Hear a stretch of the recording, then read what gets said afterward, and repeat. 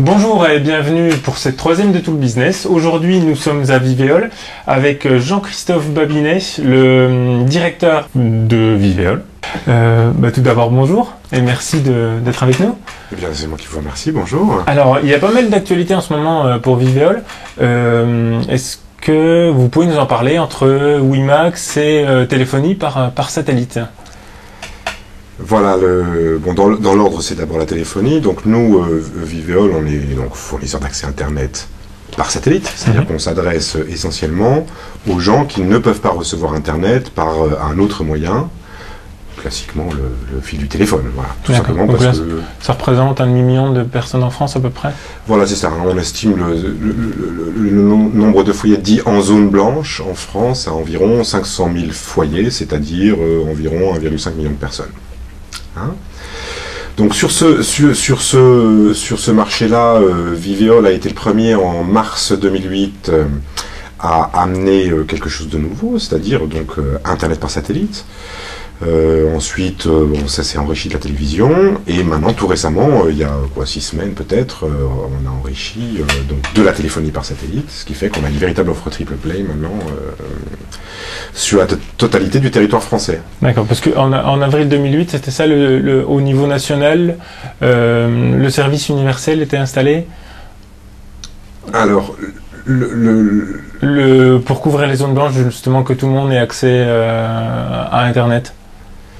Alors, nous c'est-à-dire qu'on propose de l'Internet par satellite, donc on le propose partout. Enfin, ça, c'est la magie du satellite, c'est que tout le monde est à égalité, en quelque sorte. Il suffit de voir le satellite.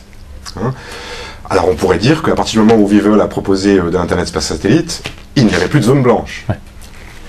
Ça serait peut-être un petit peu résumé, tout simplement pour une raison quand même essentielle, c'est que ça reste des technologies quand même un petit peu haut de gamme, et qu'il y a un kit de connexion qui est particulier, qui est très spécifique au satellite. Bien sûr, il faut une antenne parabole, il faut un modem qui n'est pas un modem classique du commerce, c'est pas le petit modem ADSL à 35 ou 40 euros qu'on trouve dans le commerce. Et du coup, il y a un coût d'accès au service qui est quand même relativement élevé, on va dire, et qui s'élève à 349 euros hors taxe, TTC, pardon, ce qui est quand même pas tout à fait rien. C'est pas énorme, mais enfin, c'est pas rien non plus.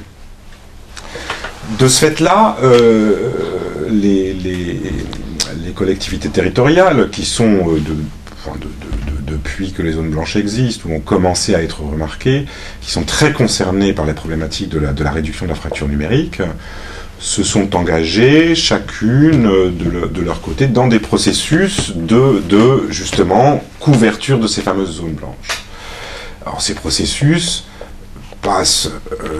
passaient, on va dire, avant l'avènement de l'Internet par satellite, par le déploiement d'infrastructures de type radio, alors c'est ce qu'on appelle le Wi-Fi, le WiMax, des choses comme ça. Et depuis l'avènement de l'Internet par satellite, et en complémentarité souvent avec ces infrastructures, tout simplement par de la subvention du pack de connexion. Et en particulier, alors on est ici à Toulouse, donc en Haute-Garonne, département quand même très rural, même si Toulouse est une grande métropole, il n'en reste pas moins que c'est un très grand département, et avec énormément de zones rurales et donc de zones blanches. Et on a la chance, en Haute-Garonne, d'avoir un conseil général qui subventionne la totalité du pack de connexion. Mais ce qui n'est pas le cas de toutes les régions encore actuellement. Ah, mais pas du tout. Il y a peut-être... Le nombre exact, je ne saurais pas dire, mais peut-être une quinzaine de départements qui ont cette démarche de subvention, et chacun à sa sauce, je dirais. Donc, en Haute-Garonne, la totalité du pack est subventionnée. Je crois qu'il y a 2 autres départements en France qui le subventionnent en totalité. Sinon, c'est des forfaits qui vont aller... l'un va subventionner 200 euros, l'autre 80 parfois. Enfin, ça peut être beaucoup moins. Alors ça c'est le pack à l'installation. Tous les mois, concrètement, par rapport aux offres de la concurrence, même si vous êtes uniquement ciblé sur les zones blanches, combien ça coûte ? Ça coûte entre 20, alors je dis 19,90 puisqu'on a toujours des prix un petit peu, voilà, entre 19,90 et 39,90 par mois pour avoir des débits de l'ordre du méga seconde qu'on attend, enfin, que tout un chacun attend d'une connexion internet. Voilà. D'accord. La télévision, ça fait longtemps qu'on la connaît. C'est vrai que par le satellite, il y a eu longtemps des problèmes. Réception de données, ça posait aucun souci, mais plus de l'envoi de données et encore plus le téléphone. Donc, qu'est-ce qu'il en est déjà au niveau de l'envoi de données? Qu'est-ce que vous fournissez? Et après, la prouesse toute récente de la téléphonie, justement par satellite, s'il n'y a pas de décalage, comment ça marche? Alors d'abord donc sur la question de l'envoi de données, donc là c'est clair, c'est un système dit bidirectionnel, ça va dans les deux sens, donc bien sûr vers l'abonné pour la réception, et puis depuis cette même parabole qui lui sert à recevoir, avec la même tête, il peut émettre ses données. Donc plus besoin de se connecter par téléphone pour envoyer les données. Exactement, plus besoin de ligne de téléphone pour avoir Internet. Exactement. Alors pour la deuxième question, la téléphonie, ça c'est effectivement, il y a un petit côté prouesse, il faut s'imaginer, hein, donc vous décrochez votre téléphone, vous téléphonez avec votre voisin, donc le signal il part, il monte, il fait 35 000 km vers le satellite géostationnaire, il redescend, il traverse les serveurs, il va chez votre voisin, et puis votre voisin vous répond, ça retraverse des serveurs, ça remonte sur le satellite et ça revient. Ça fait en gros 150 000 km d'écart entre vous et votre voisin.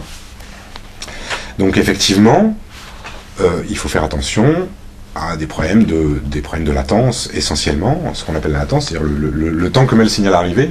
Ça, on se rappelle tous, je ne sais pas tous, moi hélas, il y a 30 ans, quand on appelait aux États-Unis, il fallait attendre, il fallait avoir une conversation suffisamment structurée pour laisser votre interlocuteur le temps de répondre, sinon les conversations se chevauchaient. Voilà, donc ça c'est maintenant quelque chose qu'on a réussi à totalement éradiquer. Donc on a une conversation téléphonique de type filaire. D'accord. Voilà, ça a réagi du tac au tac, c'est extrêmement agréable comme conversation. Je dirais même qu'on en a été nous-mêmes surpris de la capacité qu'on a à fournir une téléphonie de cette qualité-là par satellite. D'accord. Il y a un autre volet en plus du satellite. Vous faites également du WiMAX? Oui, alors le WiMAX, on y vient assez naturellement, si vous voulez. Donc, comme je l'ai dit, hein, les collectivités territoriales ont organisé un certain nombre d'investissements en infrastructure, en particulier WiMAX. Et ces investissements ont été réfléchis déjà, on va dire, il y a déjà au moins 3-4 ans, les études commençaient, et puis les infrastructures sont déployées, et arrivent maintenant à maturité. Hein. Le satellite, lui, est finalement plus récent que les décisions d'infrastructure de nos collectivités territoriales. Le WiMAX, pour généraliser, c'est un Wi-Fi surpuissant? Voilà, on peut le dire comme ça. Voilà, un petit peu plus gros, un petit peu plus haut, il va un petit peu plus loin, voilà. Oui, c'est ça. Du coup, en fait, ce sont deux technologies qui servent finalement le même objectif, qui est de... La fin des zones blanches. Éradiquer les zones blanches, exactement. Donc tout naturellement, nous, on a développé un savoir-faire de fourniture d'accès Internet en zone blanche. On sait gérer une multitude d'abonnés. Voilà. Par ailleurs, l'entreprise, historiquement, vient du monde des télécoms. Donc voilà, le GSM, la 3G, ce sont des technologies qu'on maîtrise bien dans la maison. Donc il était normal que, avec ce savoir-faire-là, de se mettre au service des réseaux WiMAX. Justement, quand on parle de fournisseurs d'accès Internet, on pense beaucoup au FAI ADSL. Pour pas les citer, il y a trois grands noms. On pense moins à Vivéol. Ça fait combien de temps, vous, que vous existez en tant que société, justement, sur ce secteur? En tant que société, on existe depuis 2003. Voilà, sur le secteur des télécoms, comme je le disais, donc des infrastructures télécoms. Hein. Bon, on est évidemment passé par l'informatique, bien entendu. Bon, ce sont des mondes très liés, et on existe réellement en tant que fournisseur d'accès au sens classique du terme, donc l'abonnement de la personne privée chez elle. En fait, depuis mars 2008, ça fait 1 an et demi. D'accord. Donc oui, assez récent. C'est tout récent, bien sûr. Et le WiMAX, le satellite, quels sont vos autres axes de développement futurs? Vous avez déjà des idées là, ou il y en a justement trop pour Alors, il y a en fait, ce qu'il faut, c'est arriver à stabiliser la croissance, en fait. Hein. Donc il y a beaucoup d'idées. On parlait à l'instant du WiMAX. Dans le WiMAX, on le commence maintenant, au mois de novembre 2009. sur une région donc, qui est le Limousin, qui comprend 3 départements. Bon, c'est quand même pas rien. Ça veut dire mettre en place des procédures administratives, des procédures financières, des procédures techniques, ça veut dire de la formation des personnels, etc. On va donc réaliser ça, laisser passer quelques mois, puis déployer la prestation sur l'ensemble des réseaux français de notre partenaire, qui s'appelle en l'occurrence dans le Limousin, qui s'appelle Axione. Donc déployer sur les réseaux Axione, ça veut dire déjà travailler sur quelque chose qui doit être de l'ordre de 40-50% des réseaux WiMAX français. Ensuite, et en parallèle, on va travailler avec d'autres délégataires de services publics pour également amener nos savoir-faire sur leur réseau.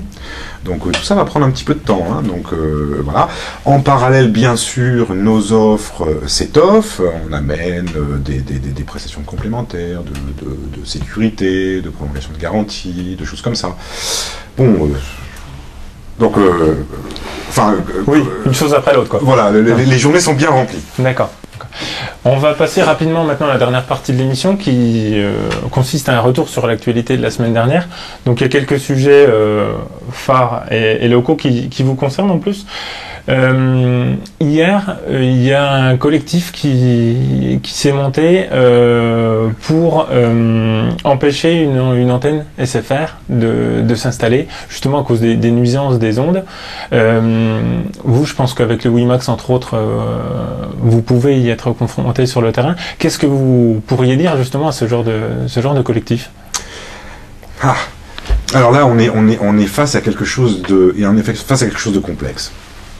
Il y a des milliers d'études qui sont sorties sur la problématique de la nocivité des ondes électromagnétiques, mais des milliers, hein. Enfin, je ne connais pas le chiffre, mais c'est énorme. Et on suit ça de très très près, bien sûr. Enfin, on y est confronté nous tous les jours. Donc on attendait avec beaucoup d'impatience une étude qui vient d'être publiée par l'AFSET, donc l'Agence française de sécurité sanitaire de l'environnement et du travail, donc organisme d'État chargé justement d'étudier ce genre de problématiques. Et donc nous, on les suit. Donc c'est très simple, ils disent, on suit. Donc effectivement, ils ont identifié un certain nombre de choses, et donc principe de précaution, et ils conseillent aux opérateurs comme nous d'appliquer un principe qui s'appelle ALARA. Alors, évidemment, c'est un acronyme anglais, donc ça veut dire as low as reasonably achievable. Et en français, donc. Aussi petit que raisonnablement faisable. Hein. Donc, en fait, ce qu'ils disent, c'est, bon, on a étudié, il se peut bien que dans certains cas, ça puisse poser des problèmes, donc, messieurs, vous faites aussi peu d'émissions que raisonnablement possible. Voilà. Donc, charge à nous d'avoir des appareils, de dimensionner correctement nos appareils, donc fini les surdimensionnements, d'accord, à dimension égale de trouver l'appareil qui va consommer et donc émettre le moins, etc., etc. Voilà. Faire attention bien sûr de pas se mettre dans une cour d'école. Enfin, il y a quelques endroits particuliers qu'on va chercher à éviter. Bon, au-delà de ça, et dans l'état actuel des connaissances et des nôtres, on fait pour le mieux. D'accord. Et les émissions seraient de combien le minimum? Alors, un réémetteur, un pont réémetteur Wi-Fi, aujourd'hui, a une puissance maximum consommée de 8 watts. Ce qui est quand même déjà très faible. C'est du maximum consommé à pleine charge. Donc bon, en fait, on n'est jamais à pleine charge, d'abord, première chose.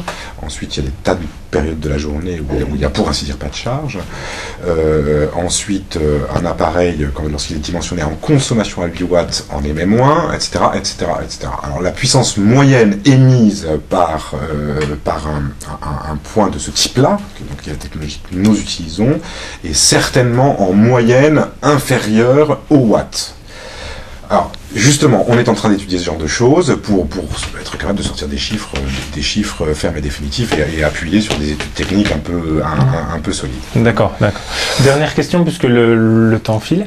La CCI de Toulouse, donc la Chambre de commerce et de l'industrie, est en train de mettre l'accent sur le travail handicapé, puisque l'AGFIP a changé les lois et il y a de lourdes pénalités qui vont toucher les entreprises. Vous, au niveau de vos entreprises, est-ce que vous employez des travailleurs handicapés ou est-ce que vous êtes sensible à la question? Alors, sensible à la question, certainement. Actuellement, dans l'entreprise, je ne crois pas qu'il y ait de travailleurs handicapés. Je ne crois pas. Par contre, on travaille pour les autres, pour aider à structurer l'entrée éventuelle d'un handicapé sur le marché du travail. Et en particulier, on met en place des systèmes, c'est surtout le travail à distance, hein, il faut le dire comme ça. Donc on a une prestation qui est bien packagée, bien lisse, qui permet de manière très aisée à quelqu'un, depuis chez lui, de se connecter à son entreprise et d'avoir un poste de travail comme s'il était dans son bureau, quoi, hein. Voilà, ça c'est une des dimensions. On travaille aussi beaucoup avec le CNES, puisque bon, c'est notre dimension satellitaire, hein, on ne se refait pas, sur des problèmes de e-santé, de maintien à domicile des personnes à mobilité réduite, on va dire, ou des personnes à maladies un peu lourdes, de type diabétique ou choses comme ça. On a des partenariats avec des réseaux de pharmacies, enfin on travaille beaucoup sur ces thèmes-là, oui. D'accord. Bon, je vous remercie. C'est la fin de cette émission. C'était Jean-Christophe Babinet, le directeur FAI de Vivéol. À la semaine prochaine, même heure, même lieu. Au revoir. Au revoir.